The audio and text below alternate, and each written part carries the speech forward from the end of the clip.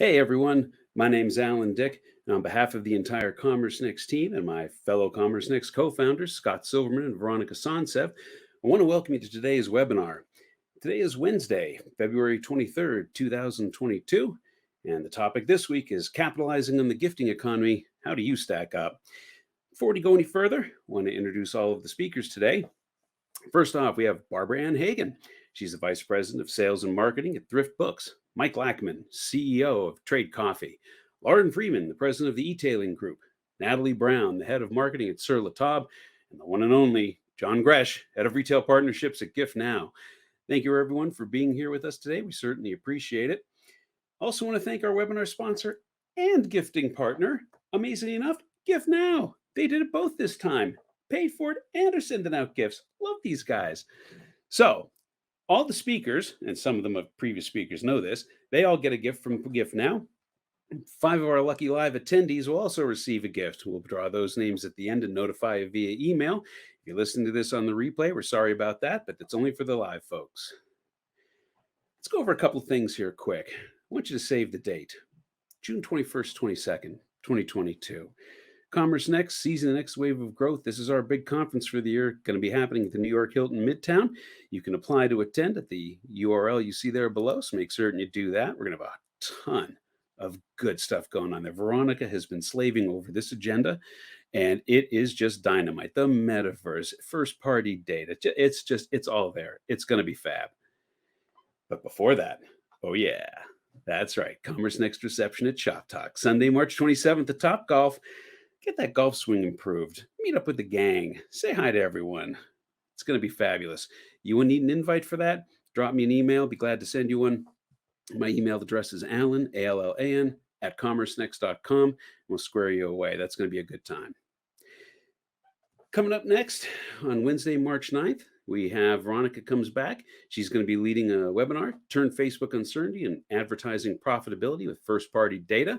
That's going to be on March 9th. We've got some great folks there. Society6, Keeps, and Black Crow are going to be speaking. Can't get enough content? Nah, I didn't think so. We do have a ton, and I do mean a ton of podcast episodes we produced so far. The latest ones with Sally Popsher. She's the CEO of Hannah Anderson. She's going to be talking about how to guide a brand through change. You can take a look at that on Apple Podcasts, Spotify, or anywhere else you find and get your podcasts. If you missed any past events, we're sorry to hear that, but fortunately we put a bunch of them up on YouTube. We have over 210 videos there for you. You can find all the replays from our webinars, our live streams, some of the recordings that we've done at our conferences. They're all there. youtube.com/commerce next. If you want to find out about it, we probably covered that topic. Some housekeeping notes. Don't worry about missing anything. We're recording this webinar. I'll make it live for you by tomorrow. And for those of you that are new to this, let me take you a moment here and show you where things are on your screen. If you take a look at the upper or right-hand corner of your screen, you'll see there's chat, Q&A, polls, and handouts. That's where the action is. Chat functionality, use that to comment on the webinar, congratulate speakers, make comments directed to the audience. All we ask is that you don't be rude or self-promotional. If you've got a question, however, make certain you do that over in the Q&A tab. 2 reasons. 1, it lets us know that you're asking a question. Then we have another person monitoring that. That'll get kicked over to the speakers. But secondly, you can also upvote it. So if you really like that comment or that question from somebody, you can upvote it, and that'll let us know to answer that one faster. Both for chat and for Q&A, you put your question or your comments in the field in the lower right-hand side. There's the upvote button. Handouts. We've got 3 of them for you today. Got a lot of good stuff for you.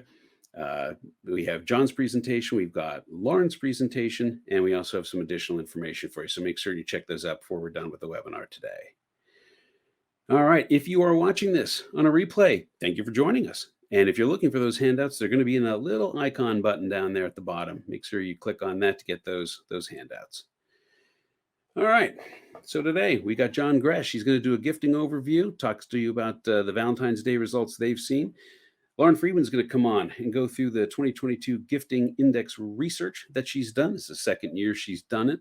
I have an introduction for the Lauren that I've been building up on, so I can't wait to bring her on. Got some audience polls. to see where your temperature is at on some of our gifting topics. And then at the bottom of the hour, we're going to have our panel discussion with Sir Latab, Trade Coffee, and Thrift Books. But right now, the one, the only, John Gresh. Come on up. How you doing, sir?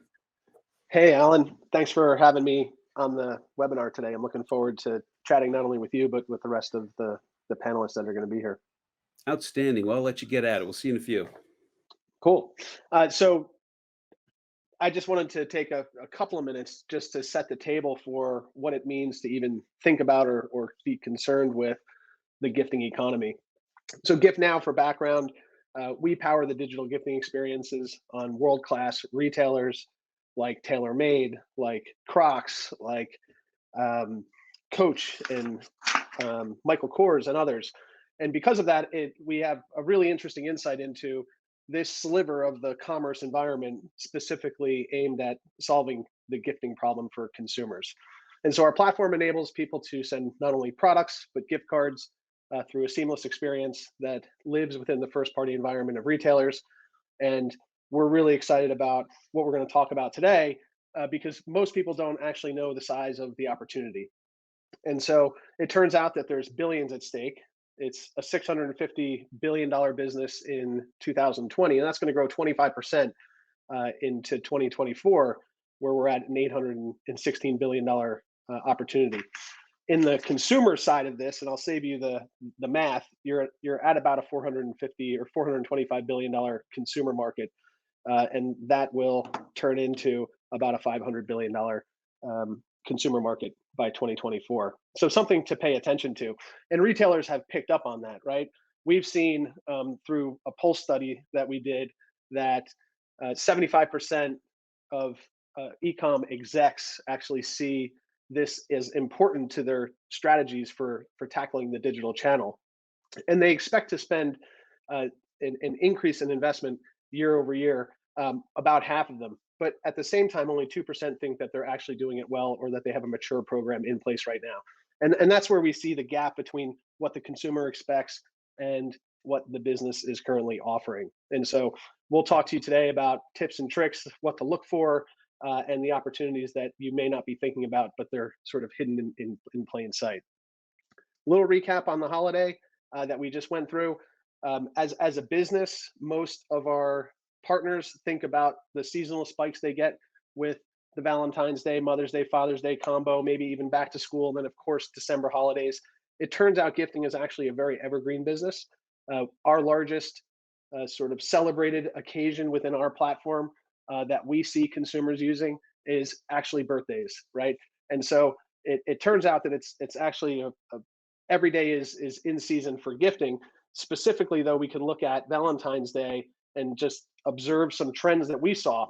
For example, we saw the number of gift cards sold up significantly year over year.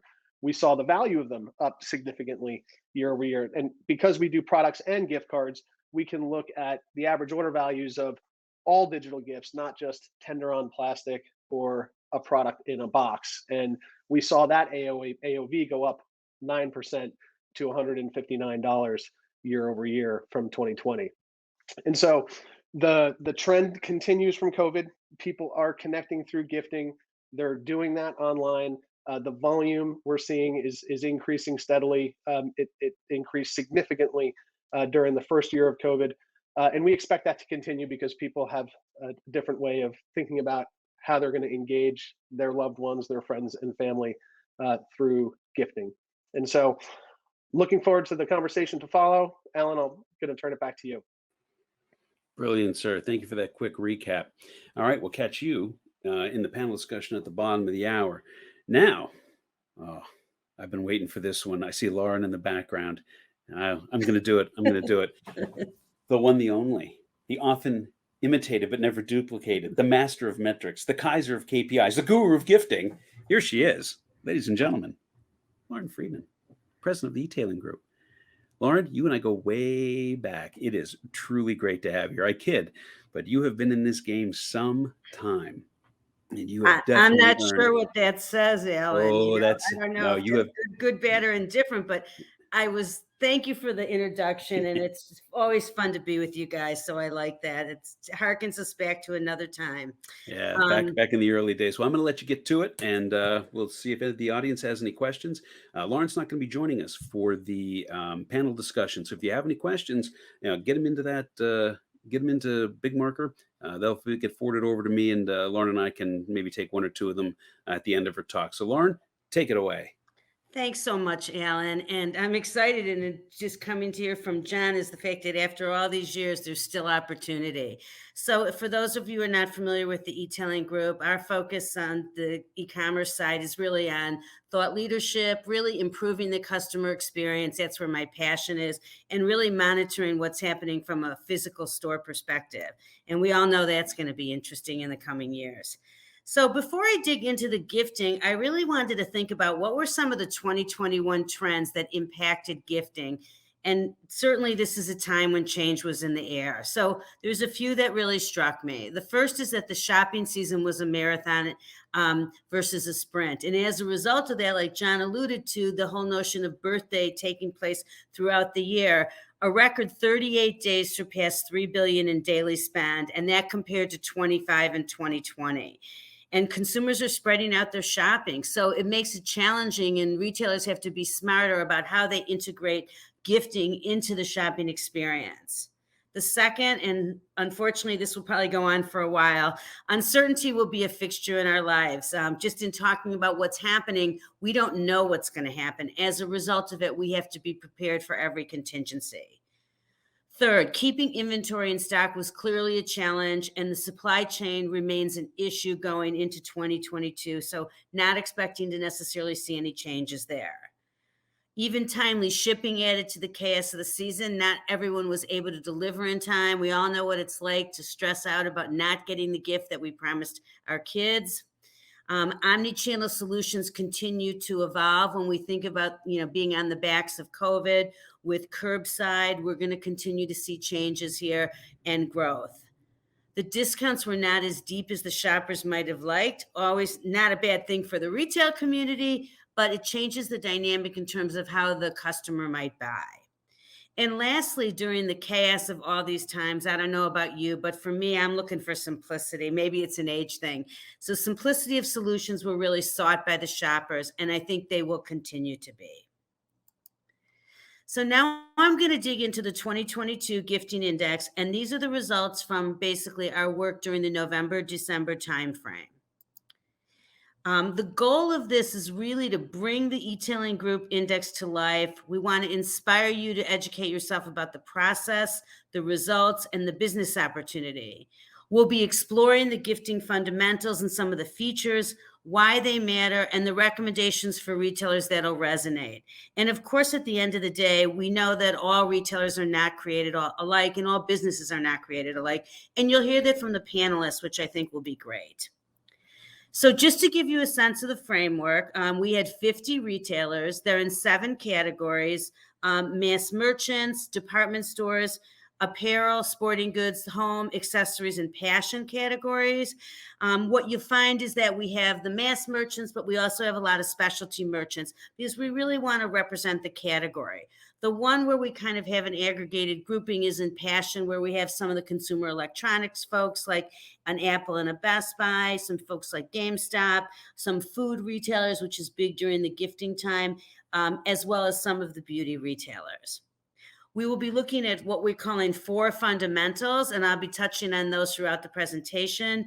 We have gift cards, gift merchandising, loyalty and gifting programs, and customer service. For those of you who don't know me, I'm a customer service junkie, and I come from I always tell like the Marshall Field story, which is basically give the lady what she wants, and I still live by that to this day. So again, we want to make sure that customer service is a big component of gifting. It's not just the features and functionality. We'll have 20 features that we'll be talking about, and I'm going to go through those. So back to the fundamentals. From a gift card perspective, it's going to be about the availability of gift cards and how well you can customize them. We'll have 4 features there, and every feature, think of it as worth 5 points. So do the math, you've got 20 points there. Gift merchandising are the tactics that retailers use to showcase the gifts on the site, but it also means the visibility and how well they message you during these times. 6 features, 30 points. Loyalty and gifting programs, those are initiatives that are part of brand efforts. Think of those as more robust, like a loyalty program and corporate gifting. We'll get into that. 4 features, 20 points. And then customer service, the shipping, the delivery, the policies that the retailers put in place to support their gifting strategy. And there we have 6 features for 30 points. So now you've got it. The goal for you is, as I learned and built my business, in the early 90s, was retailers want to know how they stack up. So we were the first people to do mystery shopping online.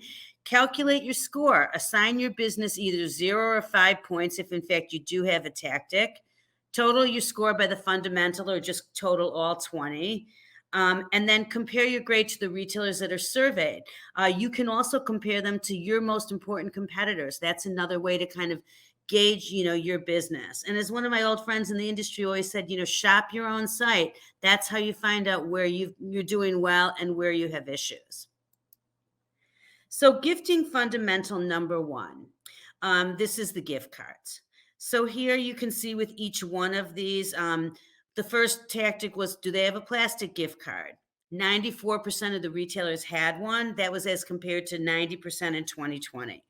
From a digital perspective, a slight bump, almost universal, 98% versus 96%. The ability to personalize and customize, and this actually came up in our brainstorming discussion with the panel, is that people want to have a customized situation in a very impersonal world that many of us are living in. 84% of the retailers, on par with what we saw in 2020, had that ability to personalize and customize those themes or the message or the occasion. And lastly, video, which I believe is an important differentiator. You can add video to that digital gift card. 1 in 5 retailers, up slightly from 16%. So some activity can be had there. I use this example from Macy's because I think people always like to see some best practices. Make their inbox or their mailbox instantly merry. It's the fact that it's all about digital. When you're in a bind and maybe you've kind of missed out on that Valentine's present or forgot somebody on your Christmas list, digital is an opportunity to, save yourself. So optimize the locations where gift cards can be presented and the ideal messaging, because this is a year-round, as John mentioned, but it's also a great last-minute buying opportunity. A couple examples on the simplicity front from TaylorMade. You can create your card, you can set it up, you can choose your dollar amount. And on Michael's, you have the opportunity to give the gift of creativity. And there, you can set it up, you can have a video, you can add a photo, but they're wise. And they also, they remind you that if you want it now, go the digital route. So it's a lot about how you message it, not that you just have that functionality. So let's dig into gifting fundamental number 2. And here we're talking about gift merchandising. So first of all, it's the gift center. That's that destination that houses the complete gifting experience on the site. If you're probably thinking about getting a gift and you're going to a particular site, that's where you're going to start. 98%, almost every retailer had that, up against 92%. There's not a reason why someone shouldn't have that. Gifts by attribute, price, recipient, occasion, the ability to sort that way, 92% against 88%. Now, top sellers and what's new to us needs to be within the gifting area. Of course, it's great to have it merchandised, on the general site, but here, this is another opportunity. Almost a little just over half had top sellers within their gifting area versus 42%. So I'm glad to see some increase here. And then from a what's new perspective, the ability to highlight products that have recently been added, that's a missed opportunity for me here. I think 14% had it versus 10. It's a much, much higher number on the site. So maybe something to be tested. And one that we added this year, which I think obviously fit the times, was the ability to, are you messaging to your shoppers, order early? Do you have preseason selling, or that there's a supply chain reference, letting them know that they better start thinking about placing those orders? And you can see that 56% of the people actually did do that. So they were wise to this, and they were making sure that their customers knew. Couple best practices. One of my favorite ones came from Neiman's. You all know about the Neiman's catalog and the wonderful items that they always showcase. But here's their Mary Charisma, and you have all the experts that are available to you. And what I learned, and what also I think will come up in the discussion, is that while shopping may start with a list, it's inspiration that's the ingredient that powers the shopper to push the buy button. It's like you need to see something and say, you know what, I got to have that, or I can't live without that. Gift centers, I touched on them. To me, optimal merchandising begins with that gift center. It's a great opportunity to capture the attention of the customer. So at Crate and Barrel, you can see that they have the gift ideas. You can shop by price point, by category. It's a one-stop location for the customer. And then Sephora also has, the best gifts are here. They're taking a category-centric approach, but they're reminding you that if you don't have it, that you can also take advantage of not only getting it for same-day delivery, but to pick it up either curbside or in-store, depending on the location. It varies for that brand.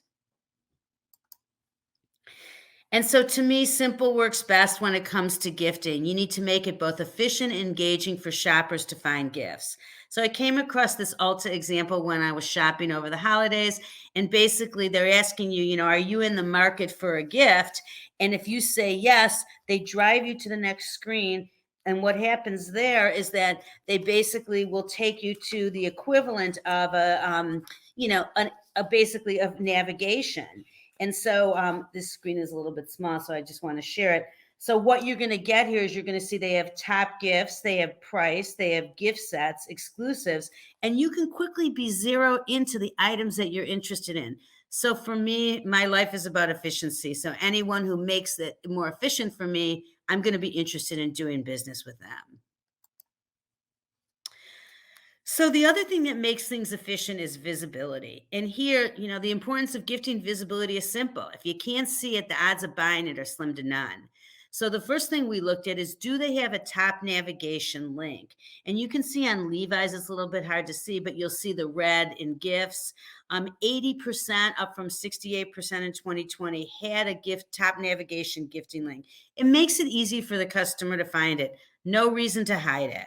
And you'll also see that if you want to see the other locations where retailers make available, you too can be thinking about where should you do that.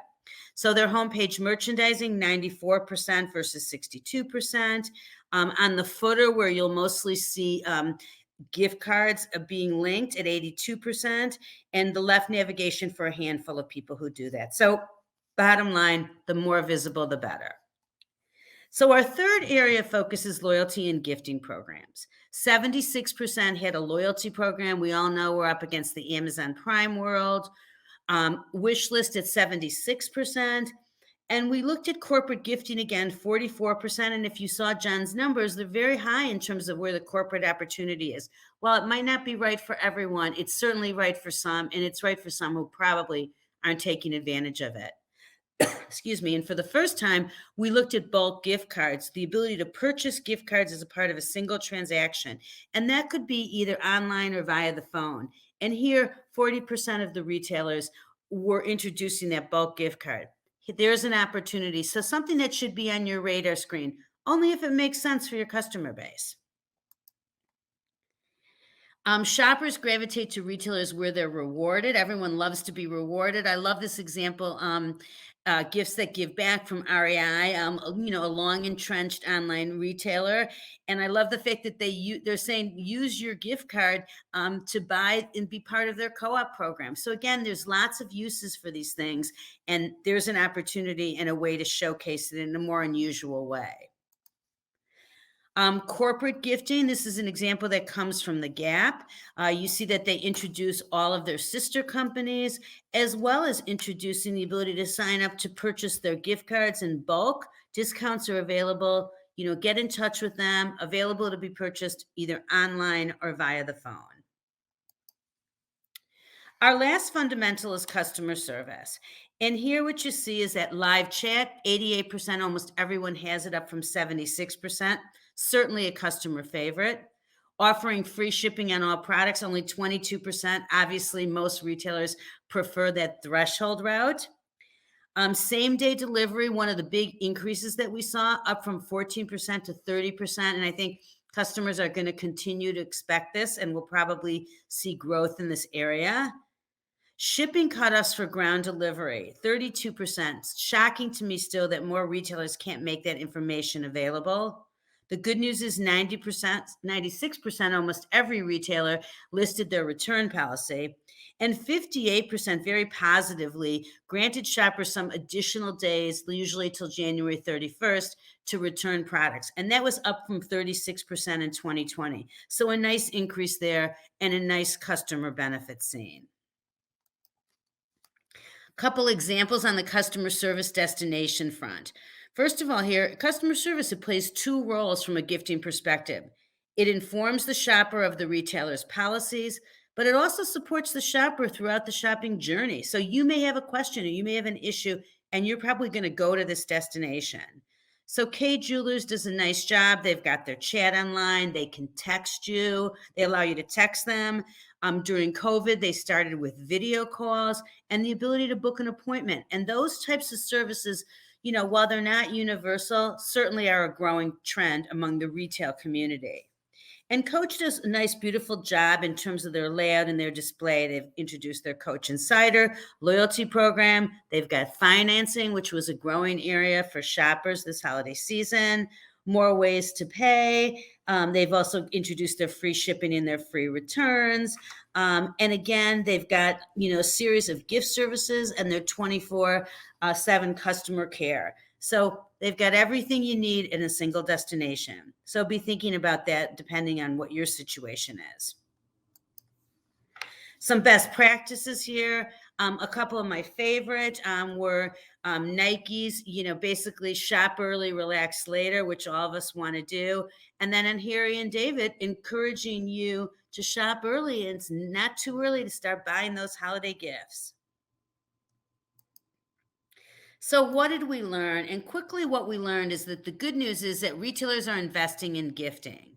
We divided it into 4 segments, and here we had gift rich, gift focused, gift average, and gift challenged. In order to be gift rich, you needed to have at least a 70 plus score. And what we found is that 38% of the 2021 retailers reached that level, as opposed to 14%. And you can see the wonderful list from some mass merchants, also to many specialty store players on the right-hand side. So hopefully some of you are on this list. Then from there, I'd like you to be thinking about what are the features that are found in gift-rich retailers. So when you're thinking about what should be on your list, particularly if you're a newbie in this area, this is a great place to start. 100% of those gift-rich folks had plastic cards, digital gift cards, a gift center, gifts by attribute, their return policy posted, and wish list. 95% had the ability to personalize that gift card, much, much higher than the average, and loyalty programs, a high number relative to the rest of the community. 89% had live chat, top-level gift link navigation. 79% you had order early messaging and gift center top sellers. 74% corporate gifting. 68% that bulk gift card buying that we introduced, as well as that return extension in terms of those extra days. And then from there, 53% had same-day delivery, much higher than the norm. 42% had those shipping cutoff dates posted. 26% offer free shipping on all products. 21% the gift center, what's new, and 16% that video. So just for a couple highlights is that take note of those year-over-year changes among those gift-rich retailers. And where we saw the increases, loyalty programs, the ability to personalize those gift cards, corporate gifting, that holiday return extension, same-day delivery, and free shipping on all products. So with that, I hope that you've been, you're excited to think about what your gifting can be for 2022. And I would encourage you to get it on track and download our index and our report and start your own scorecard. You can quickly do this, do your competitors, see where you stack up, and see what you need to prioritize for 2022. And with that, I thank you, and I'm going to turn things back over to Alan. Brilliant. Lauren, always a joy to hear from you. So thank you so much for sharing that information with us. Quick question for you. We already have 3 audience questions in, and they're all about the same topic, corporate gifting. You talked about it briefly during your presentation. I was wondering if you had any other insights or kind of thoughts on that, particularly about how do companies want to see gifts presented to them? How do you get someone to at a corporation to consider you for the corporate gifting? How any thoughts that you've got on any of those topics? Yeah, I would say that one of the challenges that I saw when I was going through the research was that the page that they would make available for corporate gifting was a little bit limited. So I think the first thing you want to think about is if you're actually going to be in that business, make sure that you're showcasing it and showcase what it means and what the offer is. And a lot of times things seem to be a little bit hidden, like they don't want to let you know what the real discount is because then you have to call and find it out. So I think the more you can articulate, the better off you are. And then I think it's also critical for the people who are behind the scenes to really know and be able to customize it, because it's not a one-off and people want to ensure that this is done properly so that the people who are servicing this really need to be strong in terms of the execution. So that's just a few points. And I think John might be a good person to also add to that in terms of some of the experiences that they've seen. And I think it's just mainly calling out what you're doing and highlighting it. A lot of times it was buried. So that's one Yeah. of the challenges that I faced. Yeah, I couldn't agree more. Couldn't agree more. We are at the bottom of the hour. Lauren, thank you so much for being with us today. We appreciate it. All right, so Rob, bring up my slides. Perfect. We're going to go to the polls, but I'm going to cut these short. Let me take a look here. There's some I'm going to skip. So first off, the polls we do have, you can see the results in the closed section. You can see the little circle there that's highlighted in the upper right-hand corner of your screen. I'm going to use this one. So Veronica, let's launch this one. Which of the following features common to gift-rich retailers do you offer? I'd like to get the pulse of the audience on this one. So, a loyalty program, the ability to personalize gift cards, corporate gifting, same-day delivery, or offer free shipping on all products. All right, looks like we're going to wind up somewhere around 37% corporate gifting, 27% have a loyalty program, 15% have the ability to personalize gift cards. 12% of you offer free shipping on all products. So again, a little bit lower there than I would have expected. But 11% of you have same-day delivery. All right, very nice. We kind of have an idea where everyone's at there. Corporate gifting is definitely on people's minds. Let's go to the next one. So last year we asked a question about, we're not going to launch this, Veronica. What were you doing with personal video messages and digital gift cards? This was a question we'd asked last year. I was going to ask it again this year, but really what I wanted to do is I wanted to show you what the answers were from last year. It was split right down the middle. Half didn't want to consider it. Half were looking at it for the future. You saw a small bump in it. John from Loop's going to have a couple of comments on this, but I definitely wanted to show you. I wanted to bring it up because the audience was split on it, but half wanted to hear about it. So I definitely wanted to mention that. We're going to skip that one. Nope, going to skip that. What I want to do is I do want to talk about Veronica's webinar coming up on March 9th. Her topic is turning Facebook uncertainty into advertising profitability with first-party data. That's with Society6, Keeps, and Black Crow. Her question for the audience, and we can launch this one. How far along are you in using first-party data to acquire new customers? How far along are you in using first-party data to acquire new customers? We currently use first-party data. We're working on it. We're working on getting all of our data into one place.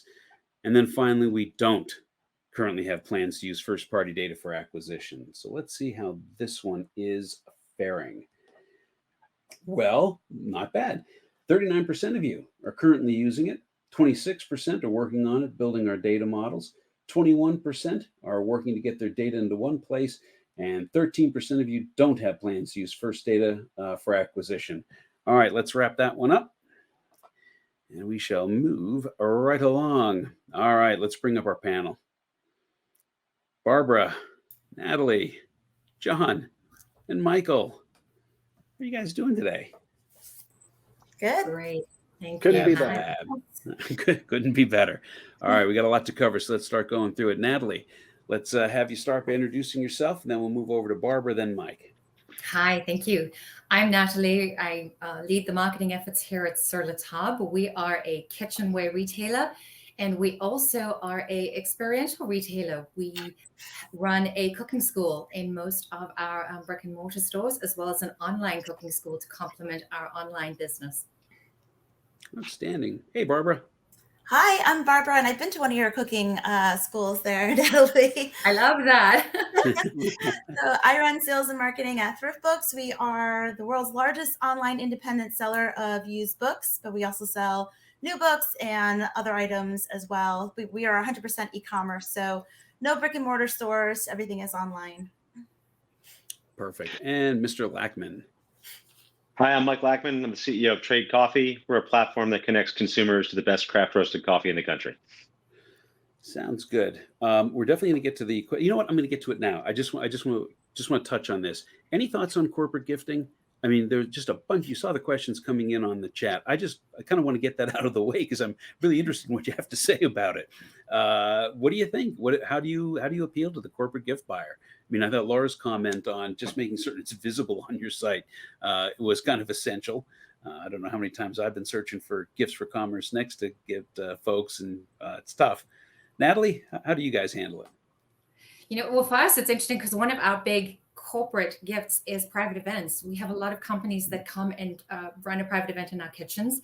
So we definitely do focus on that and promote that.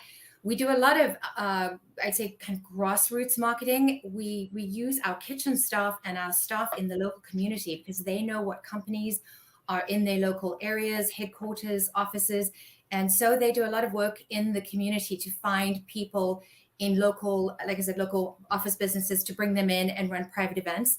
And then for us as a company, obviously making sure it's on our website, it's part of our cooking class pages, but then also leveraging channels like LinkedIn. It's a great place to put out a post and let people know in that professional business community that you offer corporate gifting, either as a service or an experience or a product.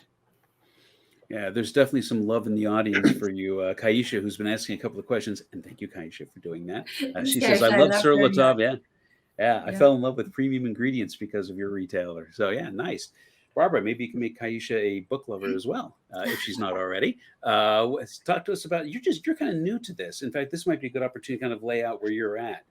You're new to gifting. Am I correct? Yeah. Yes, absolutely. We actually do not have a corporate gifting program at this time. We kind of focus on our consumer gifting. We had it in-house. We were managing it in-house in our own solution, and we realized that wasn't the best approach for several different reasons. And so we actually just pre-holiday this last year migrated over to Loop and Gift Now and have a full-blown solution that offers a lot of the things that Lauren was speaking about with the video customization and just being able to personalize the message. We find for books, as you can probably imagine, you want to be able to give something that's thoughtful. And so being able to have that personalization layer has been really helpful for us this past holiday. And as we head into other seasonality that we have for the book giving business. All right. Mike, have you had to deal with anything on any corporate coffee addicts that you're helping to supply? Yeah, I mean, it's been a big driver for us in our gifting program. I would say, and similar to everything with gifting, what we have seen is that there's a couple different behaviors. Like there's corporate gifting, which is buying for teams. And we're definitely seeing more and more of that move onto the marketplace side of how gifts are being served. The practical example is I want to give everybody in the company some coffee, and 3 people come over forward and say, well, I only drink tea, and then it's no good deed goes unpunished for the HR department. And so I think we've definitely been working on trying to make sure our goods are part of some of those gifting marketplaces from the integration work that we're doing as a way of attacking that, as opposed to just trying to hammer through the HR departments through sales.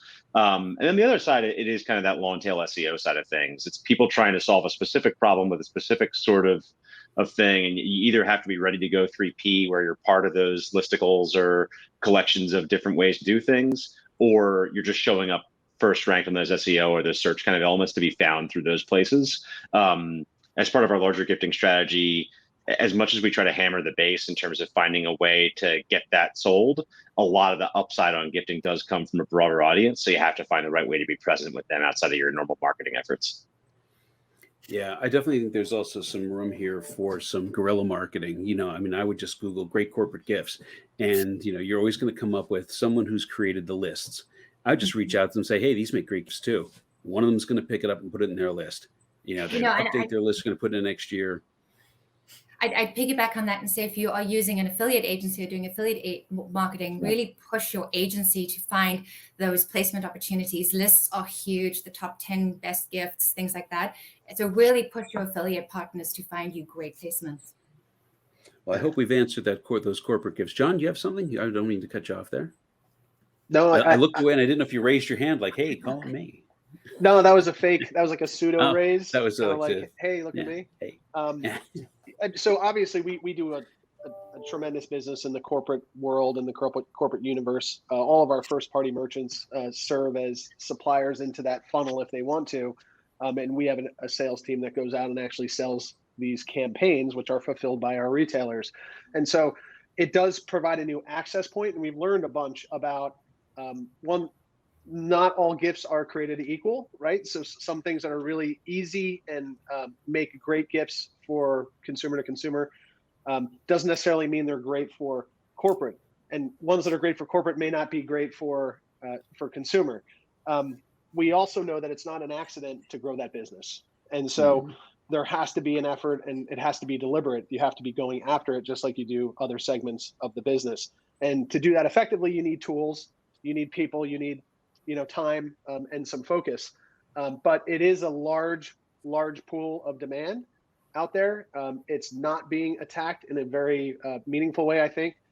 With your average retailer, I think brands generally will maybe put more effort than your general kind of merchant to go after that demand.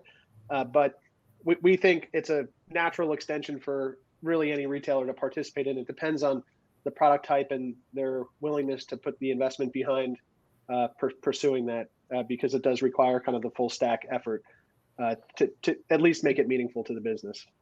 Understood. And forgive me, everyone, for kind of jumping ahead there on corporate gifting. I love it when the audience, when you see like 6 questions from 3 people coming in, it's all focused on one thing. You just want to get to it, right? People are definitely engaged with it. Now, I'm going to come back to you. And this would have been the second question I normally would have asked. Just talk to us about how gifting impacts your business. Clearly, there's the corporate side of it, but talk to us about how you deal with what your perception of it is, how you approach it. Gifting is really central to our business. Obviously, it's a big category, key times of year, but also evergreen, as Lauren said. So we have gifting as one of the central components to our navigation that is evergreen on our site year round. And we take a granular approach in that we have a very robust gift landing page that breaks it down by product category, by price point, by recipient. We also do take sort of a combined approach to that what's new and bestsellers approach. We have a featured gifts key segment where we can pulse in things that are new launches.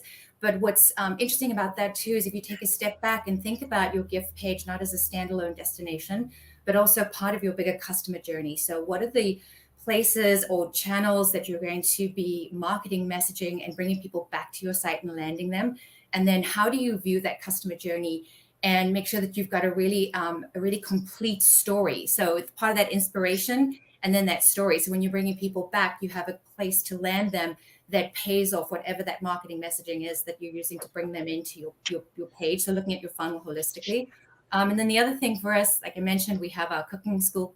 So having gift cards that we actually have a version that is a cooking school branded version. So even though you could use that gift card on merchandise, it has that cooking school branding. And again, this comes at that bigger picture of the storytelling and the person buying the gift and their intention. So they can give a gift that really feels personalized and customized, and that they are giving you a cooking class experience and not just a random gift card. So I think it's really important to keep in mind that, I always say that gifting, there's a little bit of, you want to give someone something nice and meaningful, but there's a little bit of ego too. You want it to be a good gift and reflect well on you. So making sure that what you have on your site really fulfills the need from the gift giver's standpoint, as well as the giftee's needs. Yeah, we're gonna hit that topic in a second. You're starting to touch a third rail here, which I really like. It's a good one about the difference between the gift buyer and your normal customer. And I'll have Mike chat on that in a minute. But Barbara, I want to come to you quickly. You said that you're brand new you've done some internal gifting programs, didn't quite work out. You brought on gift now. I thought one of the interesting things that when we were talking was that you have a very different not only gift cycle, but product, and yet it's still giftable, I think, as you're discovering. Can you talk about some of the idiosyncrasies around your product? I mean, I would think in a digital world, an analog book is not the first thing people think of gifting, but it seems like a lot of people are, which is good. I'll let you comment. Yeah, absolutely. So there's a couple of nuances to our business. We primarily sell, used books, but we sell also new books. So when it comes to gifting, people want to be able to offer the person they're giving the gift the solution of a new book and not necessarily a used book. And so that plays a little bit of a nuance in our situation. But even more important than just holiday, we sell, we have a high seasonality in back to school season where college students are looking for gifts or for books for their courses, and they're leaving home and they don't know what their books are going to be. So gifting kind of takes on a different role for these types of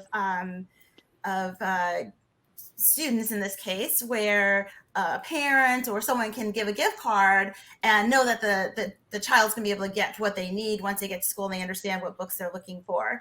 One of the things that we've discovered throughout our journey here is that birthdays, and Lauren mentioned this earlier, birthdays actually play a really big role in our gifting as well. So holiday is key, back to school season is key, but birthdays are just that evergreen giftable, and books are pretty hot, right? You've got book talk going on and you want to be able to gift people the latest hot sellers. And so having that, the ability to kind of give them that digital gift card is a great way to deliver that experience.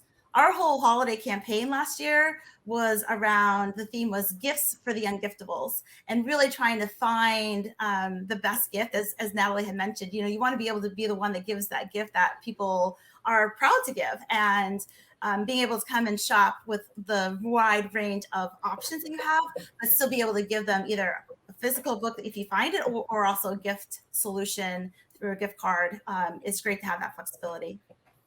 Yeah, the theme that came up in the session prep call and what's coming up again here, and Mike, I think it was you and John that were kind of kicking this around primarily on the prep call, was that there is a vast difference between the person buying the gift and the person who normally comes on your site to buy. Let's talk about that a little bit, especially how it relates to Trade Coffee, but also in how you think about marketing to them, because there's actually different channels you'll wind up using. And have entirely different KPIs on them. So, Mike, I'll let you take it from there. Yeah, I think it's a good example of where I've heard it described that it's not even product market fit, but it's market, product, channel, business model fit. Like all four of those things really have to work together to sell effectively. And I think gifting is a great example of that.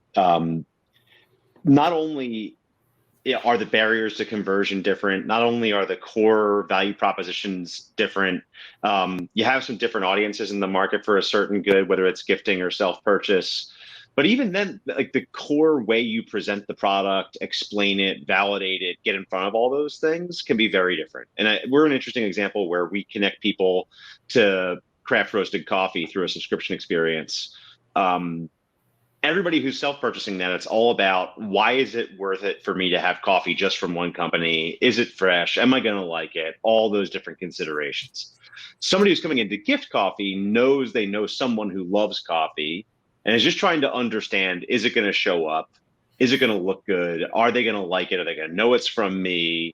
And even when we look at what makes the gifty experience better, those usually aren't even concerns on the top of mind of our gift buyers. So, for example, we know that among our customers who were self-purchasers who got coffee given as a gift, more than 70% of it ended up in the trash, either because it showed up ground and they prefer whole bean, or vice versa, or it was stale, or they didn't like the flavor, or any of those sorts of things. Solving that problem isn't anywhere on. We know that that's a big part of what we do really well. None of the people trying to give coffee gifts are even thinking about those things. So really putting yourself in the eyes of the customer requires a bit of a fresh perspective, and taking the things the business is accustomed to taking for granted can be problematic. And one of the ways we solved for that this year in a much more effective way in 21 than in 20 was that we, to expand our team, used some contract resources on the product management side to pull some of our capabilities together. And going in, it was more just, hey, can we turn wrenches faster and add capacity? because they came in cold, they looked at this in ways that we hadn't been thinking about, because we took a lot of things as gospel in terms of how we sell. And it made a lot of things work much more efficiently this year, actually with less effort in a lot of ways. Interesting. John, you got to have a perspective on this. I can't say it any better. This is kind of part of our normal conversation when we're talking to, the retail market at large, that your self shoppers are fundamentally different. They don't convert for different reasons than your gift buyers. In the end, you're dealing with two people too. And that's something that I think a lot of people forget, because in the analog world, if I even buy the gift from Sur La Table and I bring it to my house and then I go hand it to mom, right? Some new cookware, she'll never know about mom, right? I'm the buyer. And so there really are two customers. I think the digital trap gives you the chance to actually capture both of those and make them part of the file, right? And then what you do with it is where the magic happens. And I think Mike did a great job of expressing, the use case that he's worked through in his business, and how it really is a different sort of merchandising. It's a different language you could use. It's, Lauren covered kind of taxonomy within the gift center, for example, on occasion. And when I think back to kind of how we built taxonomies, 15, 20 years ago, when Endeca was on the scene and it was all about faceted, and this was kind of the new way, we had always considered or talked about what those sort of more social oriented facets could be for different shopping use cases. And I think that when you really try to crack this nut, it's not about just even the occasion. I think it's even layers down from that. And trying to put yourself in the mind of the gift buyer, and tackling the considerations that they have to purchase versus somebody who is there to shop for themselves. And so I can't say it better than how Mike did, so I won't try. Well, then we'll leave it at that. A little commentary. Barbara, Natalie, any other thoughts on that before we trundle along? All right. There's just one thought that I have that isn't directly related to gifting, but John, you're talking about going into the store and buying a gift and not knowing that that is a gift. And I think it's just worth mentioning again, and it goes back to what you're going to be talking about next week. Veronica's going to be talking about next week. That's where your store associate, so firstly, from the gift experience, having your store associate who's trained and can do a really good consultation. And then I think from a digital standpoint, thinking about what that site experience is and how do you, add things on to build a gift on the site, but that's a whole separate conversation. And then how you use your clienteling and your customer data and connect your system so that if someone's coming into buying a gift and you have their customer profile, you can make sure that you are capturing that data point and you're not assuming that product purchase is for that customer. So it's just, again, about thinking about gifting as a way to fuel your first party customer data as well. Yeah, I would disagree with that. There's using the data that you're getting as a cue and clue for you to understand that they're coming back as a gift receiver, and being able to leverage that in your first party information, I think could be pretty powerful. John, I wanted to ask you a quick question here, and then we've got one from the audience that I think is interesting, but I want to touch on video real quick. Personalization is always key in any type of retail situation. The more you can personalize a gift in any way, shape, or form, or the offer, it always seems to work better. What are you seeing with video on this? We saw that, Lauren, there was a slight uptick on that. Some of our audience last year was really interested in that. I'm assuming that's holding true this year. What's your quick thought on that? Well, it's kind of this paradigm that you have to establish around what is that experience, or how does that experience differ from the one that you provide for your self shopper? And it goes back to what we were just talking about, right? In terms of how to serve that shopper during the consideration path, but also in terms of delivering the gift. This isn't a transactional event, right? This isn't did I save 20% or 10%, or did I get free ship? This is more of John is trying to say something to Natalie through this gift. And that can be exposed or expressed in a bunch of different ways. We found that video is a highly connective sort of opportunity for somebody to take what is really just a digital event. It's an email, it's a text, it's a social, message of some kind, and turn it into something a lot more personalized. And by personalized, I mean capturing self video saying happy birthday, I'm really looking forward to your party, yada, yada, yada. upload that image that, when we were at a concert together and it was that sort of fond memory. Gifting is really all about creating emotion. And so anything that you can do to support that mission, video, image, audio, there's a lot of different formats you could use. I would highly encourage you to consider it. I think we've seen a pretty significant lift in the adoption of that through the consumer purchases that we power across our retailers. Last year, I think the second half of the year was up over 20% over the first half of the year in terms of usage of a video or image greeting as part of the gift delivery itself. And so it's one of those really neat features. I think people that are on the receiving end get excited when they see it. People that are on the sending end get excited too, and they're the ones that are swiping the credit card. And so, there's a lot to sort of put on the back of personalization, and we think video is a great tool for it. Yeah, we're getting close to the top of the hour here, and there's two more questions I want to hit the group with. One of them, and I think you touched on it, John, was talking about how gifting can actually defend margin. And part of that is because the nature of the gift itself. People are less concerned about discounting and the like. But I think it was, again, this was a conversation that we had in the prep call. I want to get the panel's views on that. How is gifting helping you defend margin? Is it helping you move away from the constant discount to get buyers to buy? Anyone want to take that? Natalie, I see you somewhat smiling in there. I do think the discounting dynamics in gifting are different for us. I think, and we're a specialty CPG category business, so it's a little different, but self-purchase, there's definitely an element of price and price value.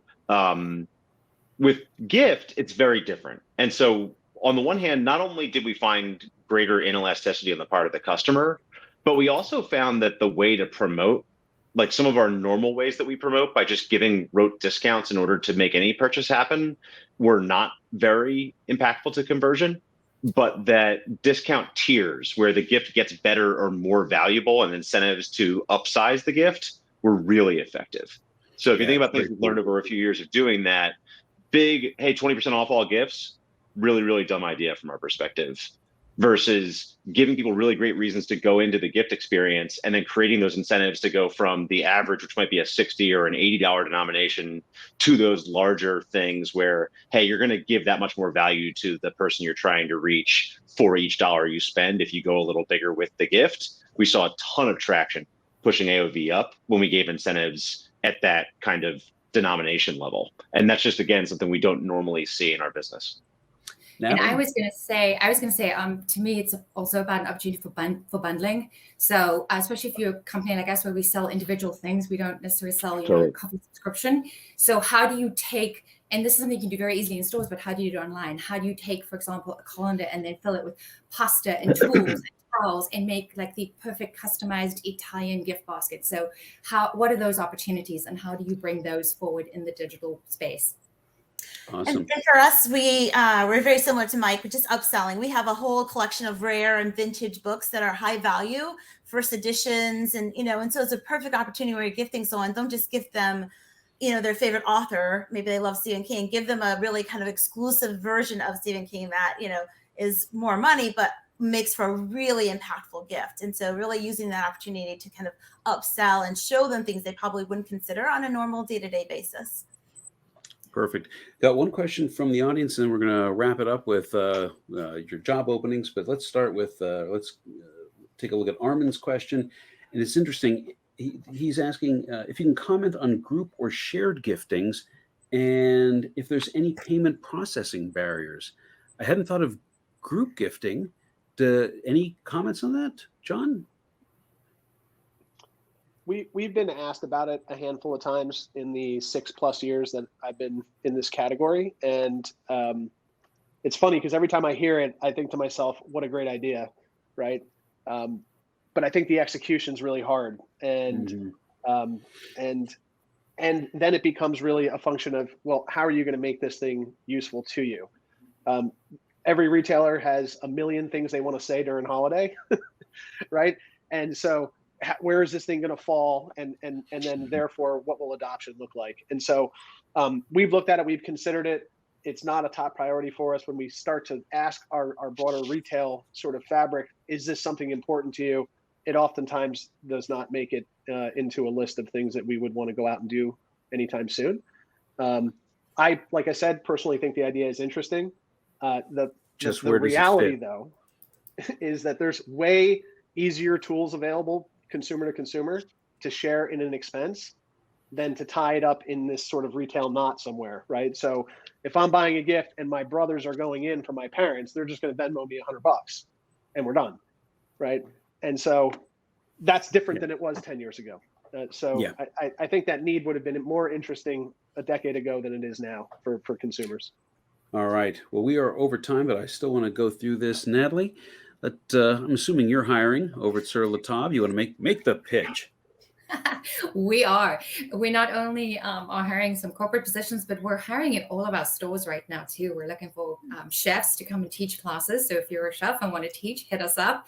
We're doing on-the-spot hiring interviews at all of our retail locations. And then you can also find open positions at surlatop.com. Sounds great. Barbara. Yes, we are hiring. We're hiring a lot of web developers. We have customer service roles.